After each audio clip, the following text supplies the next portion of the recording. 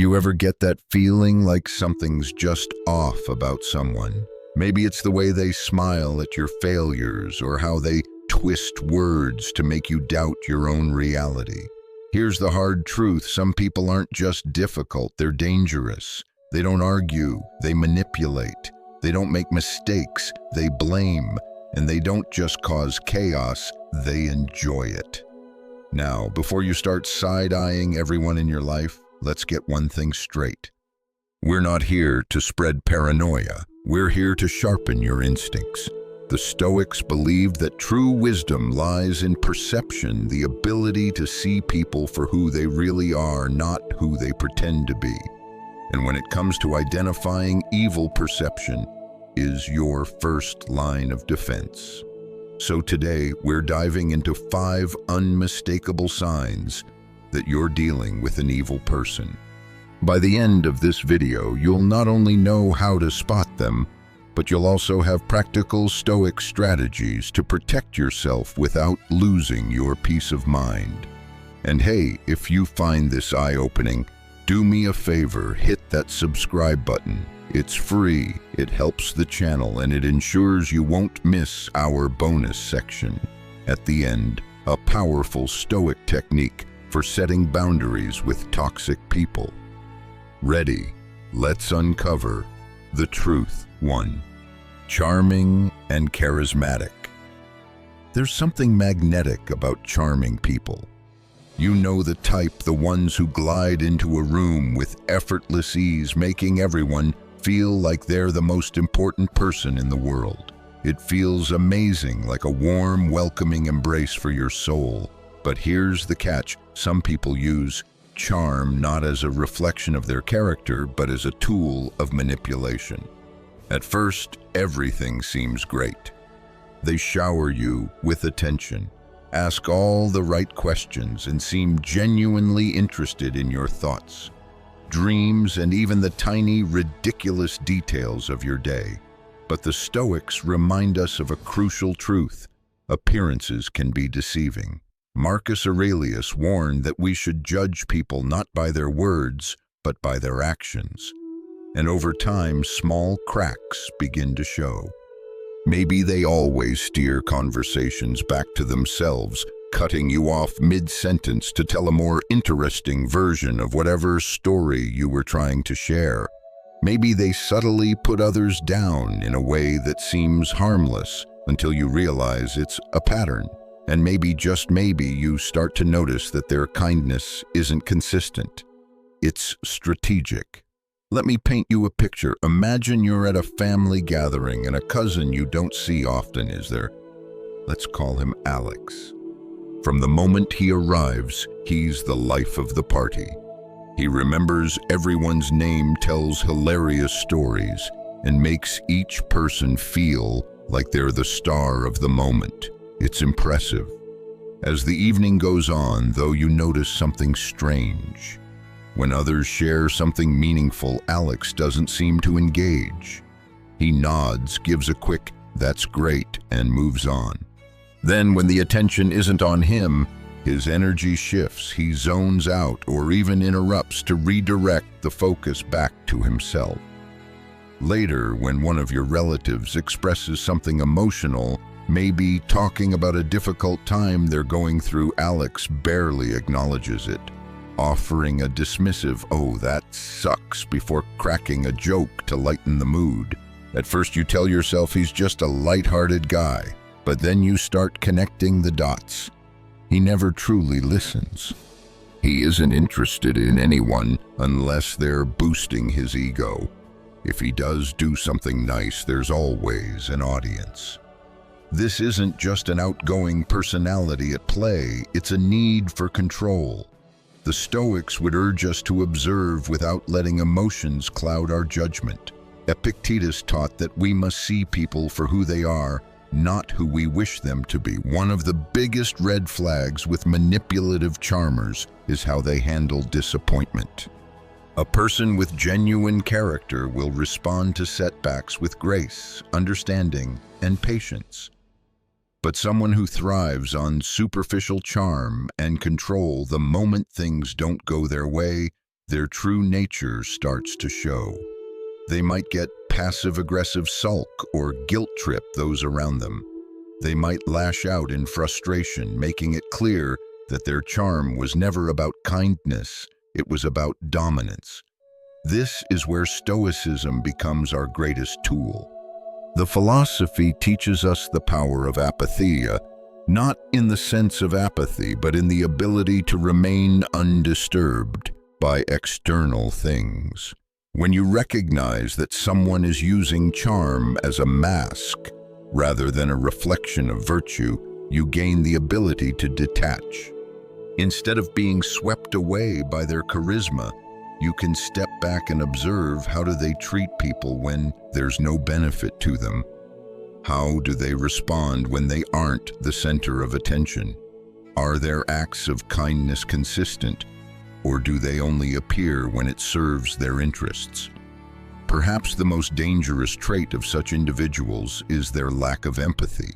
True empathy is the ability to understand and connect with others' emotions.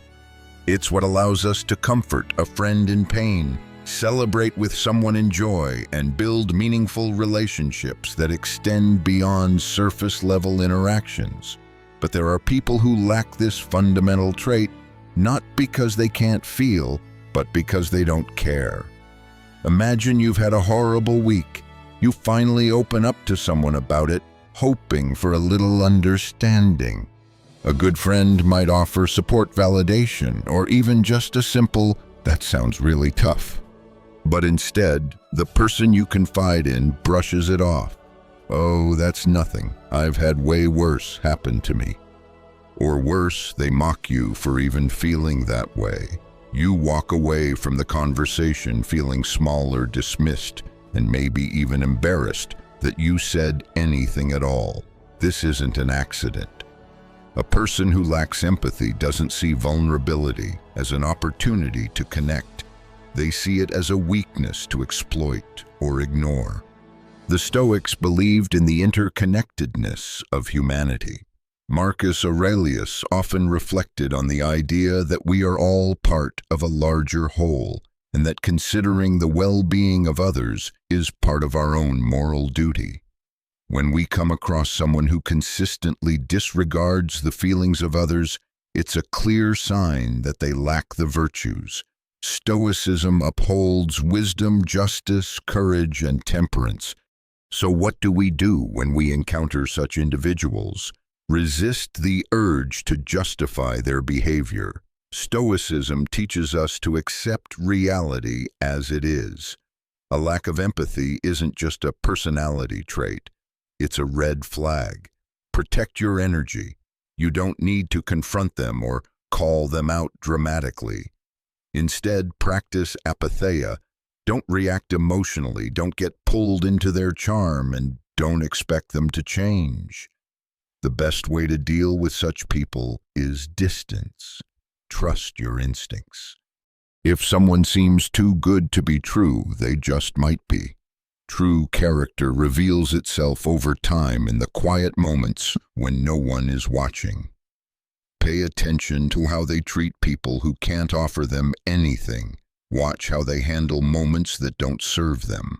Above all, stay grounded in your own virtue. The Stoics didn't believe in being suspicious of everyone, but they did believe in seeing the world clearly. And sometimes seeing clearly means recognizing that not all charm is genuine and not all kindness comes from the heart. 2. Who lacks empathy. There's something deeply unsettling about being around someone who lacks empathy. At first, you might not even notice it. They might seem perfectly fine, friendly even, but as time goes on, something feels off. It's not just that they don't comfort you when you're down, it's that they fail to share in your joy when you're up. When something wonderful happens in your life, they don't celebrate with you. Instead, they downplay it, dismiss it, or worse, act as if it's an inconvenience to them.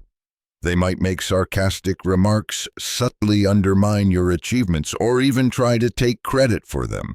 Over time, you start feeling guilty for sharing good news, as if your happiness is somehow a burden. This lack of empathy isn't just a personal failing, it's a sign of something deeper.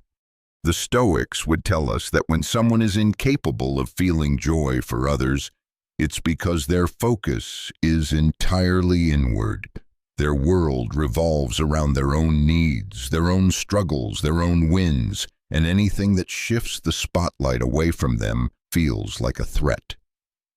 Marcus Aurelius, one of the greatest Stoic philosophers, often reminded himself not to waste time worrying about the opinions of such people. He understood that those who lack empathy reveal more about themselves than they do about us. But this behavior isn't limited to friendships or family relationships. You see it everywhere.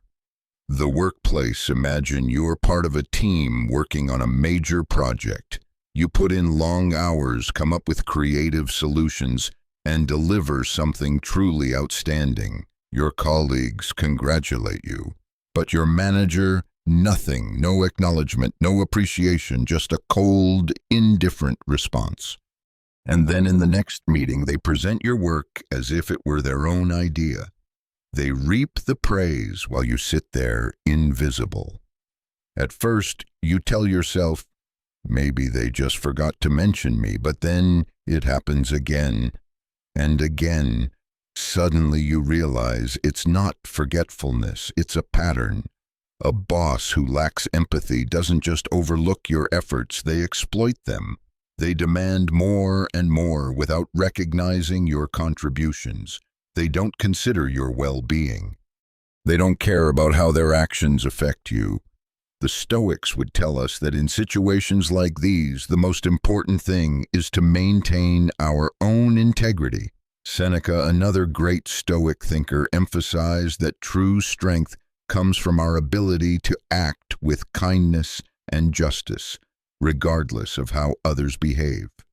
So even when dealing with a toxic work environment, we should focus on what we can control, our own actions, our own boundaries, our own self-respect.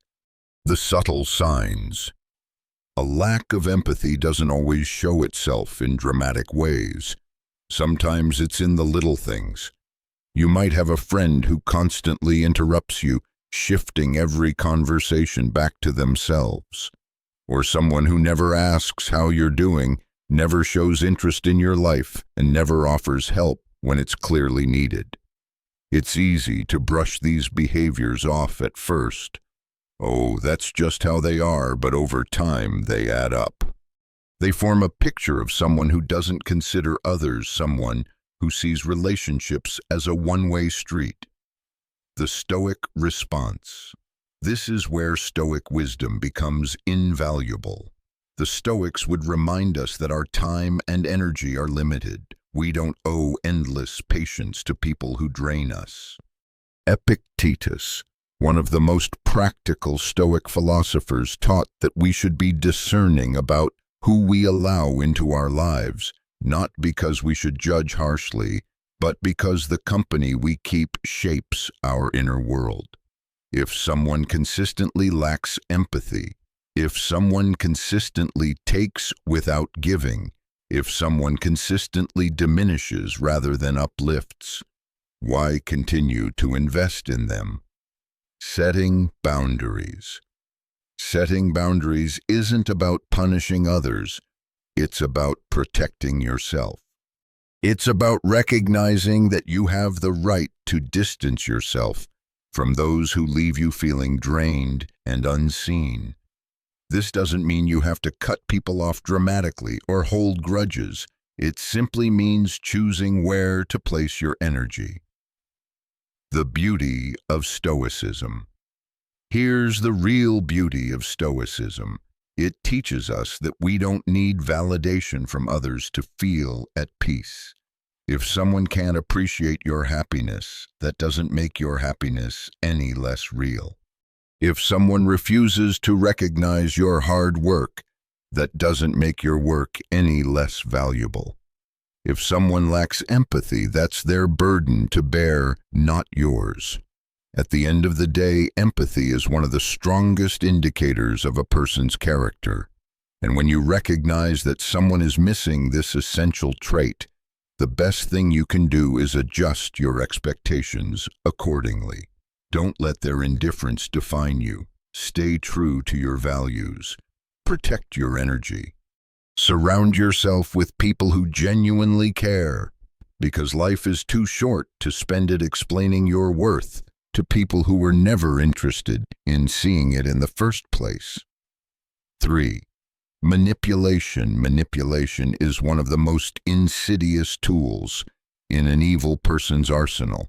It doesn't announce itself loudly like anger or aggression. Instead, it creeps in slowly, twisting reality until you start doubting your own instincts.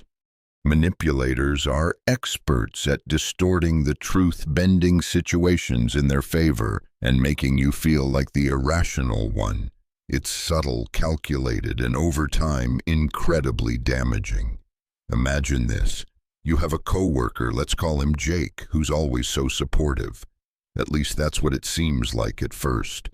He praises your ideas in meetings, tells you how much he respects your work, and even offers to help when you're overwhelmed. You think, finally, someone who gets it. But then something strange starts happening.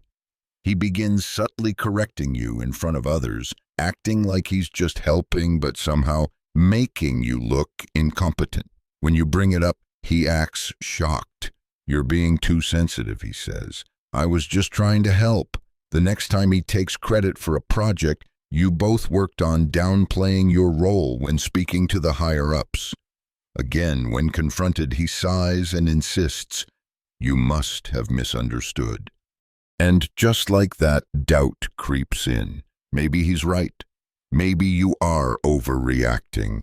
This is gaslighting in action, one of the most dangerous forms of manipulation, because it makes you question your own perception of reality. The Stoics would warn us to stay grounded in logic and clarity, to trust in what we know rather than what we are being led to believe. Marcus Aurelius constantly reminded himself that the mind should remain steadfast, untangled from external confusion. When someone tries to distort your reality, the most powerful thing you can do is stay firm in your reasoning. Write things down if you have to. Keep records of conversations. Trust your instincts. Manipulators thrive in the fog. Your job is to clear the air. Playing the victim. Another classic manipulation tactic is playing the victim.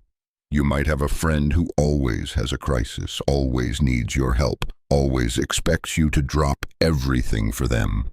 But when the roles are reversed, they're nowhere to be found. At first, you feel like a good person for always being there, but after a while you start realizing that this isn't friendship, it's a one-way transaction. They never ask how you're doing. They never check in unless they need something, and if you hesitate to help, they guilt-trip you. I thought we were close, they say, making you feel selfish for setting boundaries. This is where Stoicism provides an antidote. Epictetus taught that while we should be kind and compassionate, we are not responsible for carrying the burdens of others at the expense of our own well-being. A real friendship is built on reciprocity, not obligation. If someone is making you feel guilty for prioritizing yourself, take a step back and reassess the relationship. Flattery as a weapon. Flattery is another manipulator's weapon of choice. At first, it feels great. Who doesn't love to be admired? But be wary of compliments that feel just a little too calculated. A manipulator will often use praise as a means to control. They'll make you feel special, chosen, irreplaceable, but only as long as you're doing what they want. The moment you push back, their warmth turns cold. Suddenly, you're no longer amazing or the only person who understands them. Instead, you're difficult, ungrateful, even selfish. True Stoic wisdom reminds us that self-worth should come from within, not from the shifting approval of others. If someone's opinion of you changes the moment you stop serving their needs, they never truly valued you. They valued what you could do for them. Isolation. One of the most dangerous forms of manipulation is isolation. This is where control goes beyond subtle mind games and into full-scale domination. A manipulative person might start by subtly criticizing your friends and family, planting seeds of doubt about the people you trust. They don't really support you like I do, they might say. I just don't think they understand you. Over time, you start pulling away from others, relying more and more on the manipulator for validation. Before you know it, you're cut off without the outside perspectives that might have helped you see the situation for what it really is. The Stoics teach us the importance of a strong support network. Humans are social creatures and we thrive in healthy communities. If someone is trying to isolate you, recognize it for what it is, an attempt to weaken your sense of independence. No one who truly cares about you would ever want you to be alone. Financial manipulation. Then there's financial manipulation, one of the most dangerous tactics because it directly impacts your ability to leave a bad situation. Imagine you're in a relationship where your partner slowly starts taking over all financial matters. At first, it seems like a convenience. I'll handle the bills, they say. But soon you realize you no longer have control over your own money. You have to ask for permission to make purchases. You have to justify your spending. You even endure guilt trips about how irresponsible you are. This is not about financial responsibility, it's about control. The Stoics would urge us to maintain self-sufficiency. Money, like all external things, is not the key to happiness. But losing control over it can lead to dependency, and dependency makes us vulnerable to manipulation. If someone is controlling your finances to limit your choices, they are not looking out for you. They are trapping you. Reclaiming your Recognizing manipulation isn't always easy, especially when it comes from someone you But the Stoics teach us to value truth over comfort. Seneca reminds us that virtue lies in acting with wisdom and justice, not in pleasing everyone around us. If you suspect you're being manipulated, step back and look at the situation objectively. Are your feelings constantly being dismissed? Do you feel like you're walking on eggshells? Are your needs and boundaries ignored? If the answer is yes, it's time to set limits. At the core of Stoic philosophy is the idea that while we cannot control how others behave, we can control how we respond. The best defense against manipulation is clarity. See people for who they truly are, not who you wish them to be. Stay firm in your values. Trust your own judgment. And remember, no one has the right to distort your reality, guilt you into compliance, control your choices. The moment you recognize manipulation for what it is, you take away its power. And in doing so, you reclaim your own. 4. Controlling person. Control and manipulation often start subtly, making them hard to recognize at first. One of the most dangerous ways control manifests is through isolation. A manipulator may claim that they are the only one who truly understands you, discouraging your relationships with friends and family. Over time, you may find yourself cut off, relying solely on them for emotional support. The Stoics warned against this, emphasizing the importance of maintaining strong, independent relationships. Marcus Aurelius believed that humans thrive in communities, and anyone who tries to sever your connections is not acting in your best interest. True support encourages freedom, not isolation. Another common tool of control is fear. Manipulative individuals use threats, whether it's leaving you harming themselves or even harming you to maintain power. This creates an environment of anxiety where your decisions become dictated by their emotional outbursts. Seneca taught that courage means refusing to let fear control you. If someone in your life is making you feel trapped, recognize that this is not love, it is manipulation. True respect and care do not come with ultimatums. Control also takes the form of dishonesty, particularly pathological lying. Unlike small lies, pathological lying is constant and unnecessary, distorting reality to serve the liar's interests. A pathological liar doesn't just deceive occasionally, they create an entire world of falsehoods, making it difficult for you to distinguish truth from fiction. At first, the lies may seem harmless, exaggerating achievements, omitting details, but over time they escalate. You might notice inconsistencies, but when you confront them, they insist you misunderstood. This is gaslighting, a form of manipulation designed to make you doubt yourself. The Stoics emphasize the importance of truth and integrity. Marcus Aurelius believed that aligning with reality rather than fabricating a false one is fundamental to living virtuously. A pathological liar, by contrast, lives in direct opposition to these values. If you constantly feel unsure around someone, questioning whether their words match reality, pay attention. Lies require constant maintenance, but the truth stands firm. Pathological lying can also be destructive in professional settings. A deceitful colleague may exaggerate their contributions, take credit for others' work, or spread false rumors to gain advantage. This creates a toxic environment where trust erodes. The Stoics would remind us to stay focused on what we can control, our own integrity. While you can't change how others behave, you can choose not to participate in their deception. In personal relationships, chronic lying causes even deeper harm. If your partner constantly distorts reality, leaving you feeling anxious and insecure, recognize that this is not normal.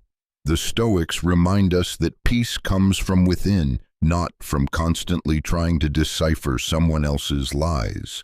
Ultimately, whether dealing with control threats or deceit, the answer remains the same: set boundaries and stand firm.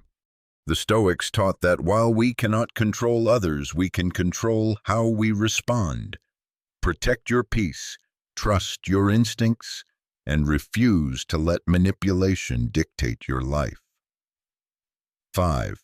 Liar. When you catch someone in a lie, their reaction tells you everything.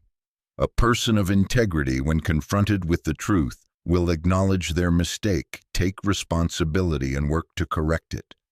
But a pathological liar, they will twist reality, get defensive, maybe even lash out or try to turn the tables, making you feel like the problem. They don't just deny, they weave an even more elaborate web of deception, layering lie upon lie until you begin to question your own memory.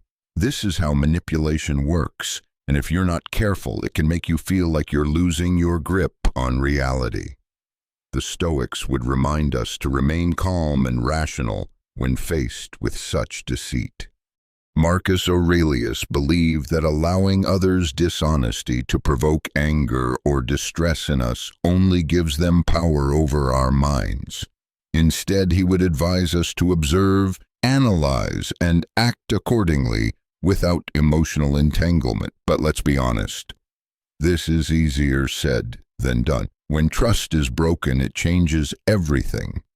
A relationship, whether personal or professional, without trust is like a house built on sand.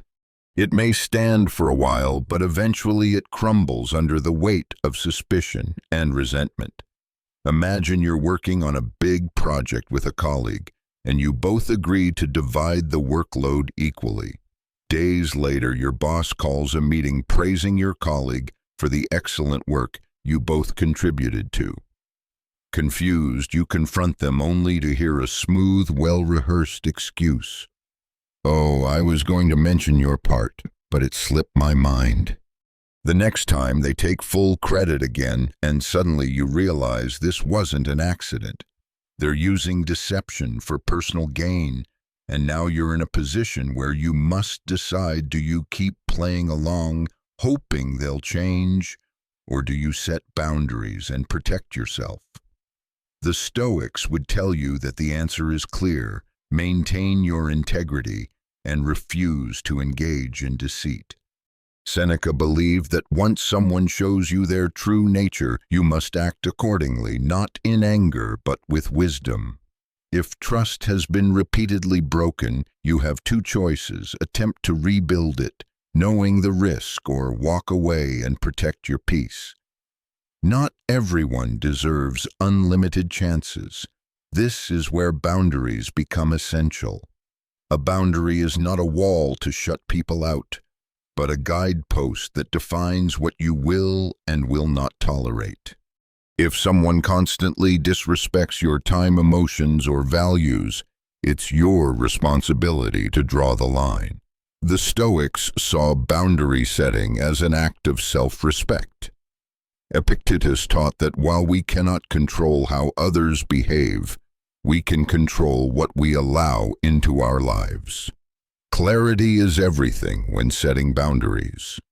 If you have a relative who constantly criticizes your choices rather than getting defensive or arguing, a Stoic approach would be to calmly say, "I respect your opinion, but I won't engage in discussions where I feel undermined." No anger, no drama, just a clear, firm statement. And here's the key: enforce it. Words mean nothing if your actions don't match. If the disrespect continues, you distance yourself. No need for lengthy explanations or justifications. The Stoics remind us that setting a boundary once is easy. Upholding it consistently is the real test. In the end, maintaining your peace and integrity is more important than holding on to relationships that thrive on dishonesty or manipulation. If someone continually disrespects your boundaries, see it for what it is: a lack of respect. And if they don't respect you, why give them unlimited access to your life? Stoicism teaches us that true strength lies in knowing when to walk away, not out of anger, but out of wisdom. Setting boundaries isn't a one-time event, it's a lifelong practice. Just like everything else in life, relationships evolve, and so do the limits you need to set to protect your peace. What worked for you a year ago might not be enough today. Maybe at work, you used to take on every extra task thrown your way, eager to prove yourself. But now you realize that constantly saying yes has left you exhausted, staying late while others pack up and head home, stretched too thin, frustration bubbling over. At some point, you have to draw the line. The Stoics would advise you to balance your duties, not overextend yourself to the point of burnout. Marcus Aurelius believed in doing what is necessary, not what is excessive, and in recognizing that our well-being is not something we should sacrifice for the sake of pleasing others. Of course, not everyone will be happy when you start setting boundaries. People who have benefited from your lack of limits may push back. You might face guilt-tripping, passive-aggressive comments or even outright anger. Someone who is used to controlling you won't surrender that control easily. They'll test your resolve, waiting for you to cave. This is where Stoicism becomes your shield. When Marcus Aurelius wrote about maintaining composure in the face of negativity, he wasn't just offering poetic wisdom, he was giving a battle strategy. When someone reacts poorly to your boundaries, don't engage in emotional warfare. Stay calm, stand firm, and remind yourself that their discomfort is not your problem. It's simply the result of them realizing they can no longer manipulate you. Sometimes setting boundaries means making hard choices, choices that may include walking away. There are people in life who will never respect the limits you set, and that's when you have to ask yourself, is this relationship worth the cost of my mental and emotional health? The Stoics believe that the people we surround ourselves with shape our character. Seneca warned against keeping company with those who corrupt our peace and integrity. If someone repeatedly violates your boundaries despite clear communication, they are showing you who they truly are, and when someone reveals themselves like that, believe them. Sometimes the most powerful statement you can make is choosing to distance yourself. But setting boundaries doesn't mean you have to go it alone. Having a support system is crucial. Maybe you have a trusted friend who reminds you why you started setting these boundaries in the first place. Maybe it's a family member who validates your experience, or even a therapist who helps you navigate difficult relationships. The Stoics valued community, not in the superficial sense, but in the deep belief that we thrive when we have others to walk alongside us. Even Marcus Aurelius, an emperor, often reflected on the importance of learning from and leaning on wise people. Seeking support isn't weakness, it's wisdom. And let's not forget one of the most essential aspects of boundary-setting self-care.